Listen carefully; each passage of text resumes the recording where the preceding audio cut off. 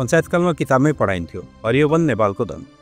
सम्भवतः त्यस वखत नेपालको अर्थतन्त्रको केही भाग नेपालको वनमा आधारित थियो, तर आज सो नारा कतै सुनिँदैन। महेन्द्र राजमार्ग हुँदै महोत्तरी जिल्लाको बाटो भएर हिँड्दा यो विचार हामीमा थियो, किनकि कता कता हामीले सुनिरहेको अवस्था हो नेपालले अचेल काठ पनि मलेसियाबाट मगाउँछ अरे। यसैबीच जङ्गल छेउमा काठका चाङहरू राखिएको देखिन्छन्। यस्तो अवस्थामा हाम्रो जिज्ञासा समाधान यहीँबाट लिएर अगाडि बढौँ भन्ने हाम्रो भाव भयो। सम्भवतः हाम्रो प्रश्नको उत्तर यहीँबाट पाउन सकिन्छ भन्ने आशामा हामी यो काठ भएतिर अगाडि बढ्यौँ। यो देखियो काठको चाङहरू मक्किएको देखिन्छन्। यो देख्दा लाग्छ यी काठहरू धेरै वर्षदेखि काटेर यसरी राखिएको छ।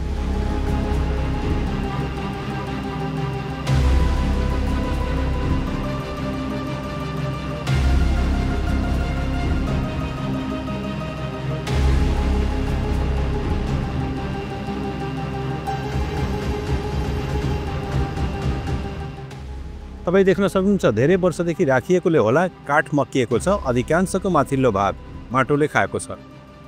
महोत्तरीको बाबा टुटेश्वरनाथ इलाका वन कार्यालयको यो घाट गद्दीमा राखिएको केही काठका चाङहरू आदि मक्किएका छन्, केही त माटो नै भइसके।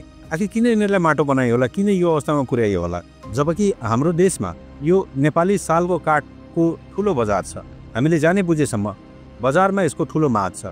फेरि किन माटो भए यी काठहरू?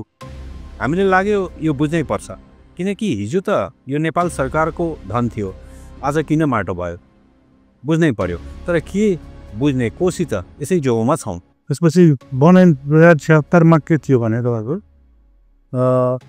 पहिला 2049 थियो होइन। 49 को वन ऐनलाई रिप्लेस गरेर 76 आउँदा बिचमा वन नियमावली 2079 आउन तपाईँको 3 वर्ष लाग्थ्यो क्या। 2079 सालमा आयो र त्यो 79 सालमा वन नियमावली त आयो।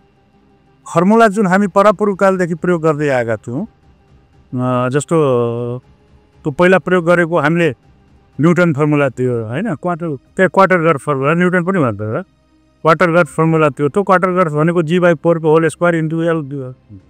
त्यसलाई वन नियमावलीले रिप्लेस गरेर के गर्यो भने कुबर्स फर्मुला लागू गर्यो, जसमा G/4 को होल स्क्वायर इन्टु L भन्ने छँदै थियो। तर पाईको मान जुन 4 हालिन्थ्यो त्यो 3.1416 हाल्न थाल्यो होइन। त्यसले गर्दाखेरि काठमा तपाईँको भल्युममा फरक आउन थाल्यो। फरक आउन थाल्यो भने जति थियो त्योभन्दा बढी देखिन थाल्यो, काठ बढी देख्न थाल्यो। हो, काठ बढी देखिन थाल्यो। त्यसले गर्दा यद्यपि त्यो फर्मुला राम्रो थियो, एक्चुअल थियो, एकुरेट थियो, तर इन्डियाले प्र्याक्टिस गरेको, बङ्गलादेशले प्र्याक्टिस गरेको, अन्य तपाईँको साउथ एसियाको मुलुकहरूले प्र्याक्टिस गरेको फर्मुलाहरूभन्दा फरक हो।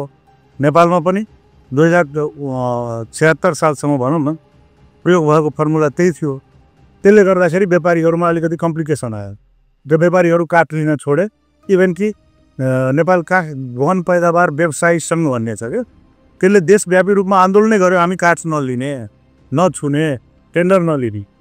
अब थियो भने उनीहरूले त्यस्तो किन गरे भने उनीहरूलाई सोधाउनु। त्यही पनि उनीहरूको भनाइ के थियो भने हामीलाई घाटा लाग्यो।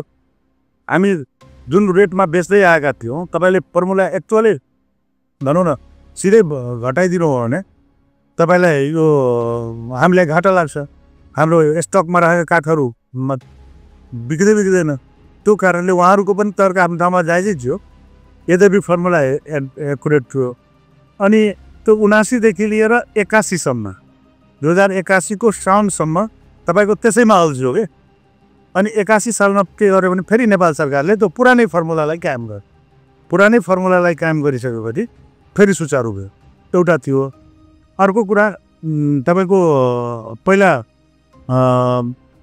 यो वन व्यवस्थापनका विभिन्न मोडेलहरू हुन्छन् होइन, प्राविधिक मोडेलहरू, र त्यसमा वैज्ञानिक वन व्यवस्थापन भन्ने थियो। र त्यो वैज्ञानिक वन व्यवस्थापन मोडेल अनुसार सबै कार्ययोजनाहरू बनिसकेका थिए। एकैचोटि नेपाल सरकारले के गर्यो भने त्यो वैज्ञानिक वन व्यवस्थापन कोल्याप्स गरिदियो, खारेज गरिदियो। खारेज गरिदिएपछि त्यो वैज्ञानिक वन व्यवस्थापनको मोडेलमा बनेका जुन कार्ययोजनाहरू थियो, वन व्यवस्थापन कार्ययोजनाहरू, को काम लागेन। अनि अब फेरि के गर्यो, सबै प्रदेश सरकारले ल वैज्ञानिक वन व्यवस्थापन खारेज भयो, तर वन व्यवस्थापन त गर्नु पर्यो भनेपछि दिगो वन व्यवस्थापनको कन्सेप्ट ल्याएको। र त्यो दिगो वन व्यवस्थापनको कन्सेप्टको लागि त पनि त मन्त्रालयले कार्ययोजना कार्यविधि स्वीकृति गरेर अगाडि बढ्ने हो। त्यो स्वीकृति अब सबै प्रदेशले सबै प्रकारले गर्यो। लुम्बिनी प्रदेशले सबभन्दा पहिला गरे, त्यहाँ सुरु भयो। मध्य प्रदेश सरकारले मलाई लाग्छ गत जेठमा यो पास गर्यो। मुख्यमन्त्री स्तरको डिसिजनबाट। अनि त्यसपछि सुचारू भयो।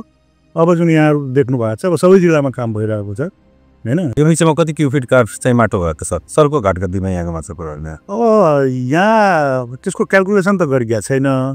अब काठ हो घाटगद्दी छ, अब धेरै टाइम लागेपछि त्यो त नेचुरल चिज हो, माटो हुन्छ माटो त हुन्छ नि, तर माटो नै भएको छैन। धेरै दाउरामा युज गर्ने खालको भएको छ। साल हो, साल माटै चाहिएको चिज हुँदैन। अन्य प्रजातिहरू हुनसक्छ यहाँ चाहिँ हुनसक्छ, अरू अन्य प्रजाति हुनसक्छ, काम लाग्ने मात्रै छ, अन्य प्रजातिको हुनसक्छ। अघि सरलाई मैले अब यो चाहिँ त्यो कारणले भयो, त्यसपछि चाहिँ सरसँग त अहिले अधिकार थियो, फेरि टेन्डर गर्नुभयो, टेन्डर लिन कोही आएन, रिटेन्डर गर्नुभयो, त्यो गर्नेहरू पनि कोही आएन। कि सबको रेट त अहिले पनि हाई नै छ त, जुन सिस्टमबाट हाल्यो कि रेट हाई भए पनि अहिले तपाईँको त्यो रेट त्यति रेट हाई भएको छैन। फेरि किन लिन होइन अहिले त अब गइरहेछ नि, अब अहिले गइरहेछ। र अर्को कुरा, पहिला त तपाईँको ठेकदार मार्फत मात्रै थियो। जब दिगो वन व्यवस्थापन कार्य सुविध हो, साझेदारी वन व्यवस्थापनहरूको कार्यविधि चुकी भयो होइन। साझेदारी वन या सामुदायिक वनको बाट काठ बिक्री वितरण गर्ने प्रक्रिया सुरु भयो। अनि जनतामा पनि खपत भइरहेछ, आपूर्तिबाट पनि खपत भइरहेछ होइन। जाने त सबै जनतामै हो, लोकलमा जाओस् राजधानीमा जाओस्। अब सबै भर्खर सुचारू कार्यविधि सुरु भएपछि नि त हुन्छ। अब सर्वे भयो, त्यसपछि अब हाम्रो काठ बिगास मजाले सबै हामी पत्ताचाल पनि गरेछौँ। त्यो बुवाडामा मैले अब फेरि पनि यही जुन चाहिँ टेन्डर क्यान्सल भयो नि, अब जुन चाहिँ बिड गर्न आएन कोही, त्यही बारेमा कुरा गर्ने हो भने अब यसलाई फेरि रिटेन्डर बनाउनको लागि अब त्यसको त अब भ्यालु त घट्यो भन्ने कुरा सरले बुझिसक्नुभयो नि त। यो घटेको भ्यालुमा तरेर जान मिल्छ कि नि? मिल्छ। त्यो काठको अवस्था हेरेर हुन्छ, साल हेरेर है। वन नियमावलीमा त्यो पनि कम्प्लिकेसन थियो। वन नियमावली जति बेला पास भयो त्यति बेला 2 वर्षभित्र जति पनि काठहरू छ त्यसको कन्भर्सेसन गर भन्ने वन नियमावलीले नै तय गर्यो। तर त्यो कन्भर्सेसन त गर्ने व्यवसायीहरू तपाईँको लिँदै आउँदैन, किन कन्भर्सेसन गर्नु?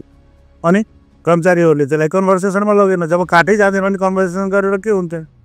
त्यसपछि नियमावलीको 2 वर्ष सकियो। अनि त्यसपछि फेरि अब प्रब्लम आयो, फेरि तपाईँको त्यही नियमावलीले गरेर अब जुनसुकै बेला तपाईँको कन्भर्सेसन गर्न सक्ने। र त्यो कन्भर्सेसन गर्नको लागि तपाईँको मन्त्रालयको सचिव त्यसको अध्यक्ष हुन्छ, प्रदेश वन निर्देशालय त्यसको मेम्बर हुन्छ, जिल्ला प्रसारण कार्यालयको प्रतिनिधि हुन्छ, यहाँको डिएफओ सदस्य सचिव हुने गरी एउटा समिति हुन्छ।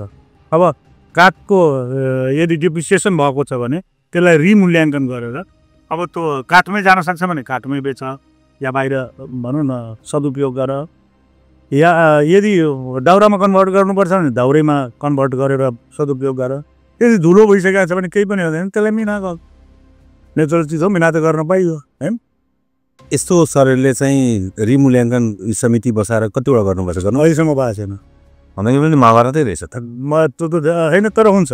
अहिले मन्त्रालय एक्टिभ भएको छ, जज छ। हिजो पनि हामीले सबै डिएफओहरूलाई निर्देशन दियौँ त्यो छिटो यसलाई गरेर जति पनि काठहरू घाटगद्दीमा रहेको छ त्यसलाई गन्तामा। सर त्यो काठ नाप्ने फर्मुला जुन आएको छ, जुन भन्नुभयो नि पहिलाकोबाट अलिक फरक आयो। हाम्रो यो साउथ इन्डियामा प्र्याक्टिस गरेको बेग्लै थियो, अनि यो बेग्लै चाहिँ कुन कहाँबाट आएछ यो? त्यो त अब पोलिसी लेभलबाट सङ्घीय वन तथा वातावरण मन्त्रालयले नियमावली बनाउँदा नेपाल सरकारको क्याबिनेटले त्यो फर्मुला कायम गरे। त नियमावली बनाउने त क्याबिनेटले हो। हस् धन्यवाद। त्यसले ग्राउन्डको भावना बुझेन। अर्को प्रब्लम के छ भने हजुरले बुझ्नै पर्ने हुन्छ भने नेपाल 3 तहको सरकारमा गएको छ। सारा वनको व्यवस्थापन प्रदेश सरकार मार्फत छ होइन। पोलिसी बनाउने सङ्घ सरकार, सङ्घ सरकारले प्रदेश सरकारको तपाईँको ग्राउन्ड रियालिटी नबुझेर पोलिसीहरू बनाउँदो रहेछ एउटाको। अर्को कुरा, राजनीतिक नेतृत्व पनि 2 थरीका छन्। सङ्घका आफ्नै छन्, सङ्घीय पार्लियामेन्ट छ, यहाँ प्रदेशमा आफ्नै पार्लियामेन्ट। सङ्घको पार्लियामेन्टले एक ढङ्गले जान खोज्छ, प्रदेशको जुन सरकार छ पार्लियामेन्ट छ त्यसले अर्को ढङ्गले जान खोज्छ। फेरि अर्को कम्प्लिकेसन के छ भने प्रदेश सङ्घबाट सचिव आउँदो रहेछ यहाँ होइन। हाम्रो त एपेक्स बडी भनेको सेक्रेटरी हो, प्रोभिन्स सेक्रेटरी हो।